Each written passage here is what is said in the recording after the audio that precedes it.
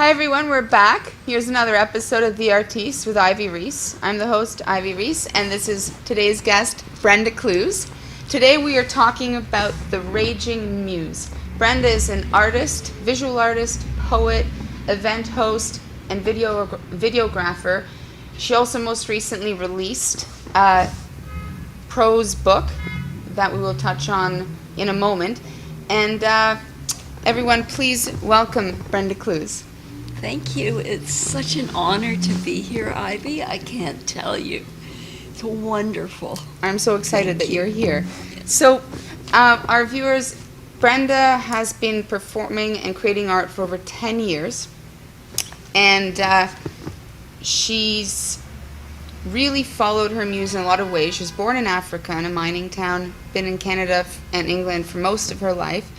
And her most recent poetry collection, Tidal Fury, touches on a lot of things and has visual art. Her videography and her live performances are really something spectacular.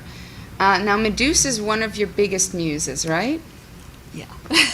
And in African culture, snakes are a really big thing. A lot of people are afraid of. And Carl Jung had said, one must follow your snake. And you kind of, with both that and your prose book, Fugue and Green, which is, we'll come back in a moment, but you kind of really jumped into that and sort of follow your snake. Well, I lived in the second largest game park in Africa as a child. We lived in mud huts.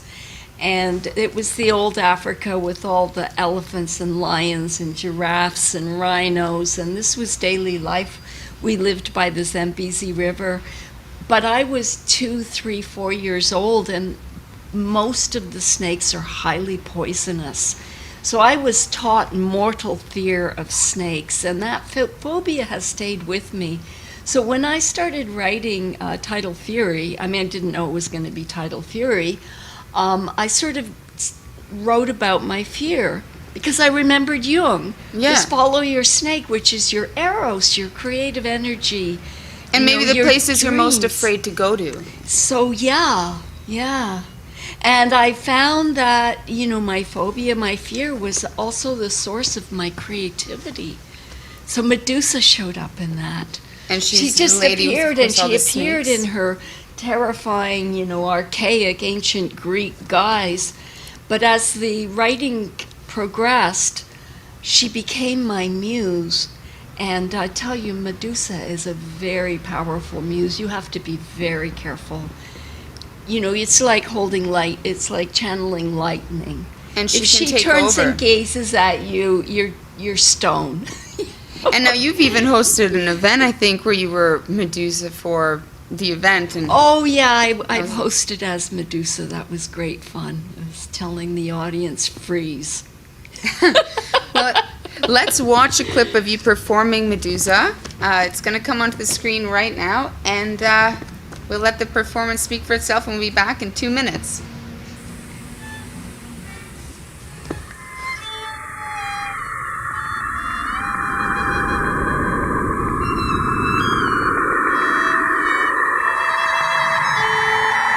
The Medusa. Can you know the depths of the anguish, monsieur? Deep in the grammar of the self where it unravels, defies linguistic coherency? Being forced to look with unblinking eyes. A terror of catatonia, this self-portrait.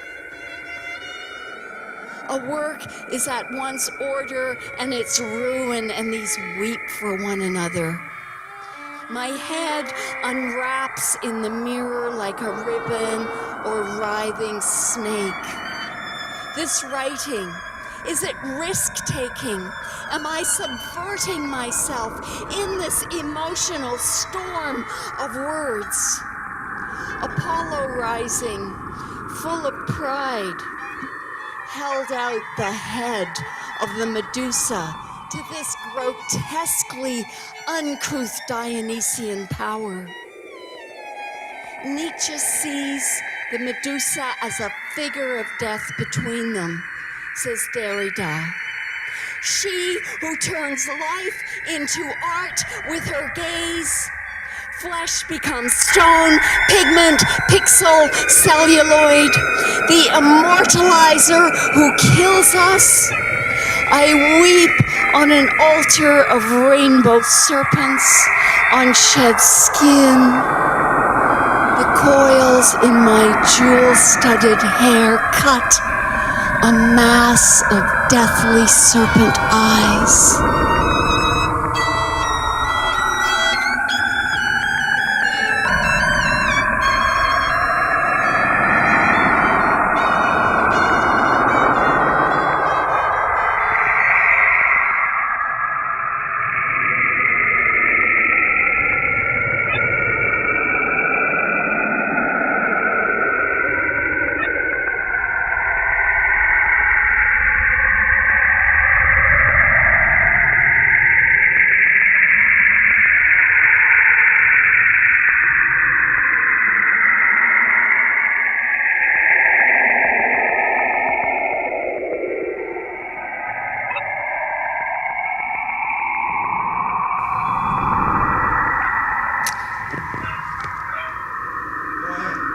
Hi everyone, so that was Brenda performing Medusa at Hot Sauced Words. As you can see, her live performances are really something that are incredible, and that is just one example. Do check out her website at www.brendaclews.com, and we'll have that post on the screen as well at the end of this interview to see more videos. She was also a videographer on that.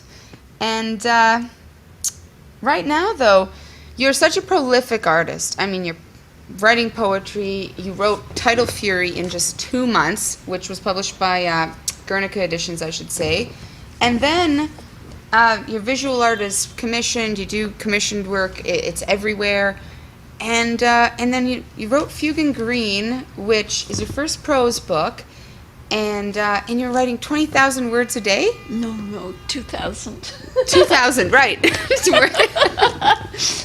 It was NaNoWriMo, which is National Novel Writing Month, which is November. And it kicks off every November. Every November, and the guys that started it, you know, what a writer needs is a deadline. Yes. So you do 50,000 words in the month of November, and I'd done it maybe 5 or 6 times before Fugue, and those hadn't quite pulled together.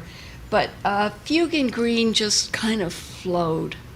So I was writing 2,000 words a day.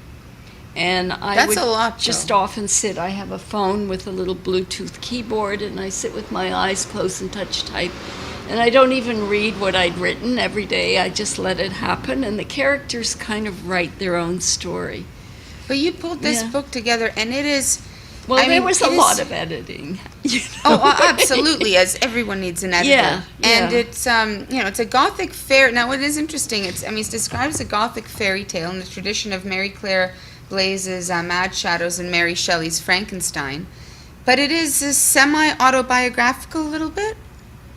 I wouldn't call it autobiographical, in that it's not a story about my life, and it's not a memoir, and but I certainly experienced child abuse from my mother as a child, and so the core of Stig's story is something I know and I lived. So you know, when she's whipped, I was. When she's, emotionally abused, I was. So, and that's something nobody really knows. So that's the revelation I'm, Until giving. now. Yes, talking to you this week about this interview.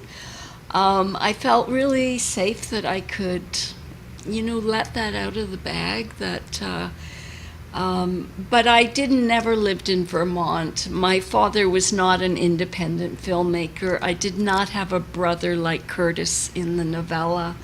The whole rest of the story is very imagined, but it's also, there's a poetic intensity to the story that it worked my craft. And I wanted the characters to be kind of psychic towards each other, like we're all kind of connected at the root. Yes. Stieg is also very much a child of nature. She spends a lot of time in nature, and at times she becomes part of the natural environment. And the characters are like, they're fed by underground roots. So you'll often find something starts with one character and it kind of gets picked up in a weird way with another one.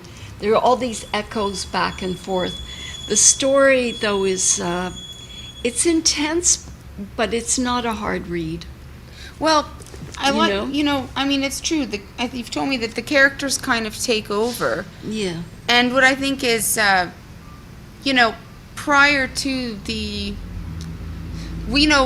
obviously there's very strong undercurrents in this book that have, where it gave the underpinning perhaps, but prior to the controversy with A Million Little Pieces by James Frey, the term memoir was more recognized as something being more, say, nonfiction.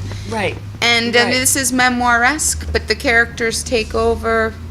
It's not memoiresque. No? It's like, if a woman was raped and then she, many years later, we're talking decades later, wrote a novel in which there's a rape, the story she's writing in the novel is very, very different to her story, but she experienced the core of that kind of ravaging, and so that's there. That's what it's like. I really do believe that when you write authentically, or it makes it more authentic. I shouldn't say that. When we write from our own experiences. When we know what we're writing about. So if we know what we're writing about emotionally on some level and in some way, I think that lends an authenticity to the story itself, even though in Fugue and Green it's a made-up story. It really is. I mean, there are But I like, elements. again, that's the authentic, I like what you're saying here, and it does relate to the Georgia Wilder. Yeah, the like authentic voice is there. She goes and hides in the woods in like a hollowed out log. Well, I used to go to the local park in England and lie in a rocket ship and stare up. So I know that sense of trying to go somewhere both to escape and find some comfort. And yet my story's quite different to hers, but there is this core element that I wouldn't really call autobiographical. I mean, I will write my autobiography at some point. Yeah. And I mean... But yeah, and also it was a bit rough for me to write this because, with feminism and empowering women, it's a very hard story to tell when it's the mother who is abusive. And since I wrote this, when I've done reading, it's turned out that quite a few men experience a mother like this. Yes. And it's been triggering, and I have to say, there's no actual graphic like violence in the novel, and it is a healing journey. And anybody who's read it to the end is like, it's completely... It's a page turner. I mean, you've got the critics on Brenda's website. It's extremely interactive. And all the critics are... You've had about over 20 people review the book, and it's all right there. I've got the books here, but they're over there. Oh, that's okay. The reviews on this book are fabulous, and that's why nobody picked up on the core. I guess it's because I just seem, I don't know, that I would have a childhood like that. But I'm like so glad I grew up, and I would never want to go back to childhood. It was not a happy childhood. I mean, the father here, he does travel a lot. My father was not an independent filmmaker. He was a scientist, very, very different. But he did travel a lot. And it was a very difficult household to grow up in. And I was picked on. I mean, I I do have siblings, and they weren't. I was the oldest one. Yeah, so I guess somehow, with all the intervening years, it probably to most people would not even be something they'd be clicking into. Of course. You know? No, Yeah. it's so powerful. I mean, this launched with Quattro in 2011, right? No. Sorry. Oh, no. I wrote it in 2011. It was published actually right at the end of last year. Oh, and right. It was launched this year And you've been at reading the end it. of January. Okay, Yeah. because I know you've Yeah. been reading it live recently, but I saw the 2011 date. So, and Oh, you must have. There was an issue with one of the Oh. publication runs. so yeah, you mine has the 2011 date in You it. must have. Yes, But no, you- they're 2017. Okay. But it was late December. It was, yeah. And so you were saying that it has triggered, I mean, it's a very powerful psychological story, and it's actually triggered a few people in the audience, one of the scenes. But you wanted to read something today? Oh, yeah, I could. And should we, did How you, much time do we have? oh, we've got a few minutes left. Okay. How long is the passage that you will read? I Maybe will 2 read a minutes or so? shortened version of it. And is this one that has, should we let our viewers know then that, This is the one that has been somewhat triggering. well, just to But let I- our viewers know I- that it's a psychologically strong passage, Yeah. and if anyone wants to turn down the volume or be aware that I think in this scene that the child gets hit by the mother, No, what happens? there's no hitting in the novel. Okay. It is not graphic. It's all in memory. So let's see what. Even I had a friend who read it who also had a very difficult relationship with his mother, and he said it was a bit triggering maybe a third of the way through, but as he finished reading it, it just kind of released him. So it is an inherently healing book, and it did release him back into himself in a stronger way. Yeah. So Stieg is out in the woods. And that's the young girl. Yes, now she's 16, and her brother Curtis is 15, and he has been sent out to find her. So she doesn't want to go back, and she wants to know why the mother wants her. And he says, I don't know, just come. And she suggests he just go stay at a friend's and whatnot.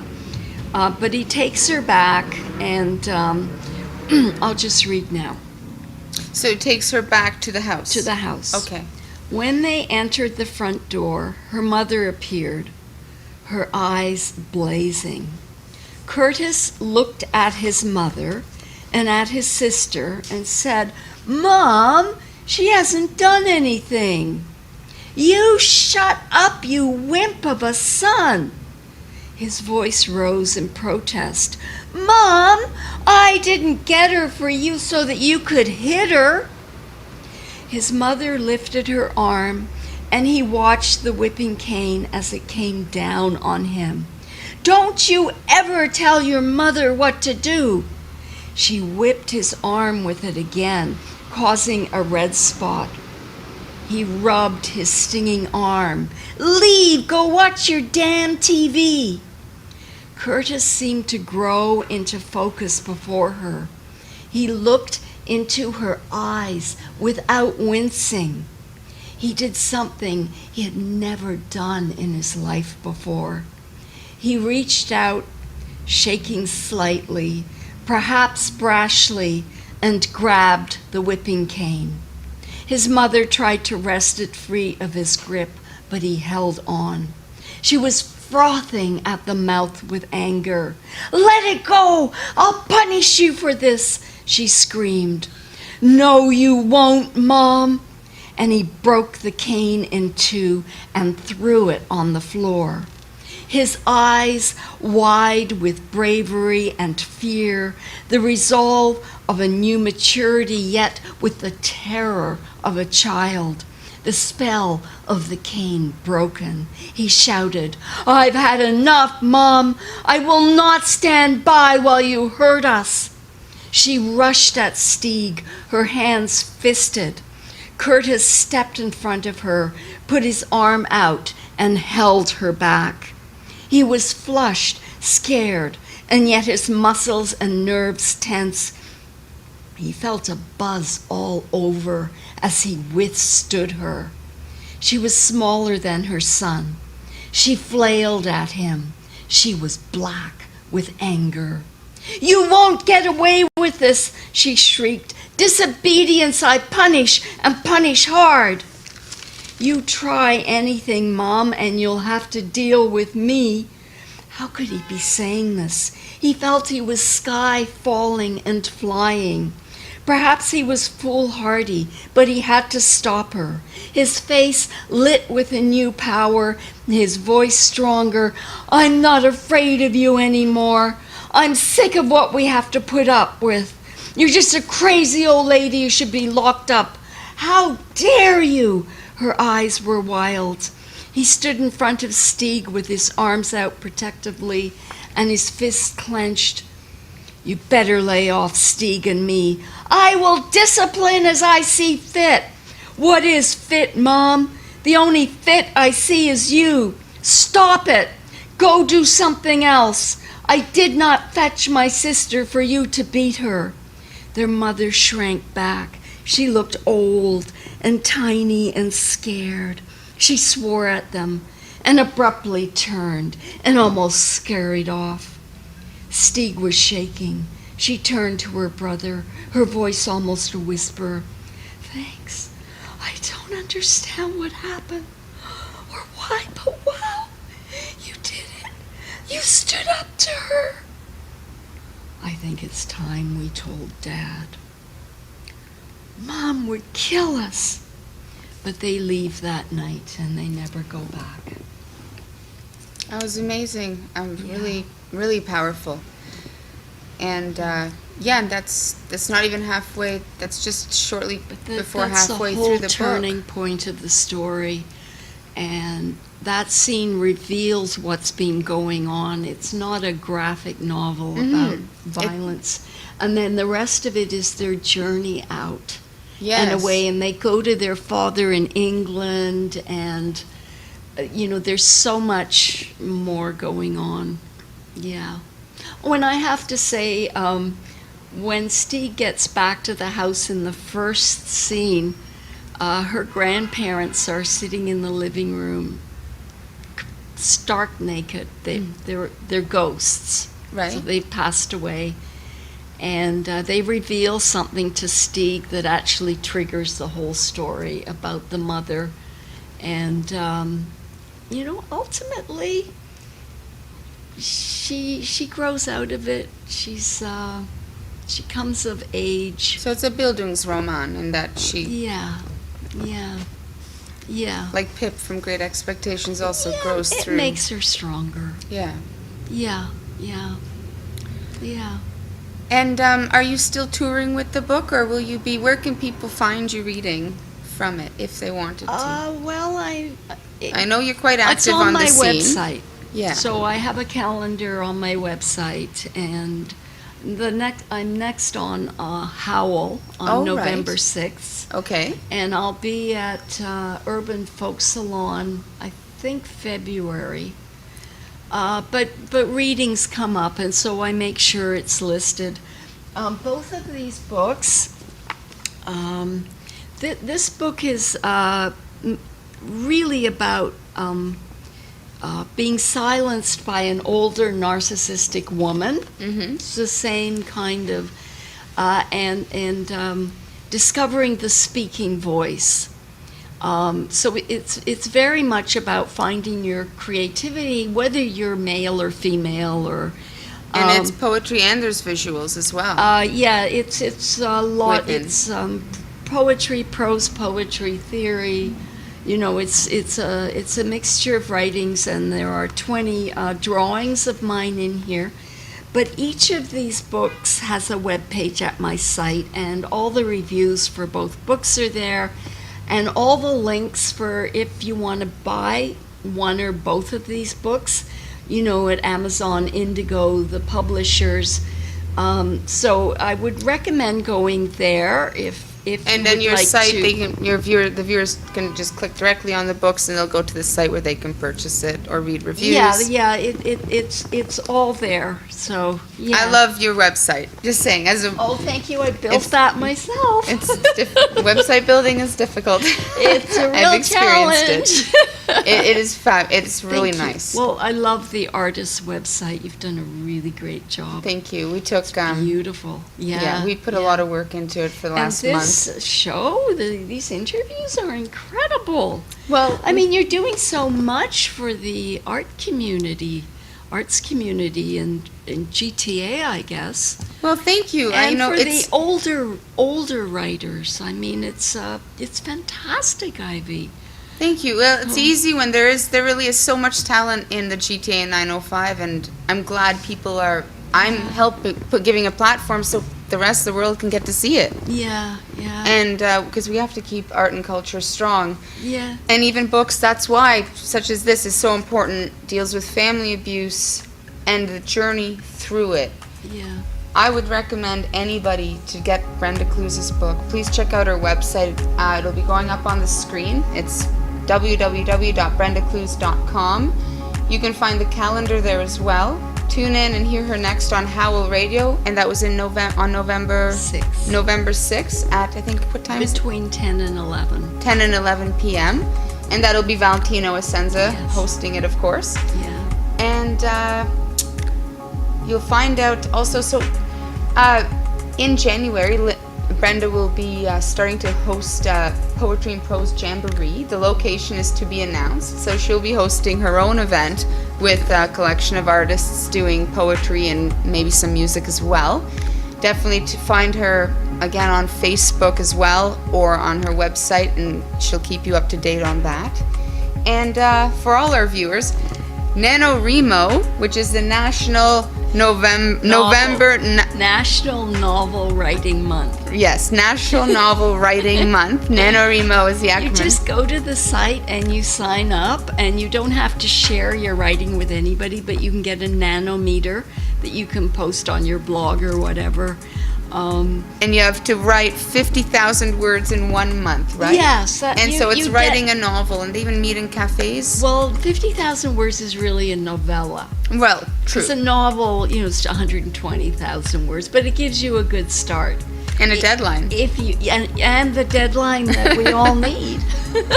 So I would encourage everyone to, because you never know, meet other writers, try it out if you're thinking about writing a book. There's a community in Toronto, NaNoWriMo, and they meet at pubs and write. Yes. And they have an event at the end where you can go and read some of your writing. Yeah. I would say check it out, and it would kick off, today is October 19th, and it's starting off in less than 2 weeks. Yeah. Thank you, everybody, for tuning in. We were here today with Brenda Clews. We will be back next month.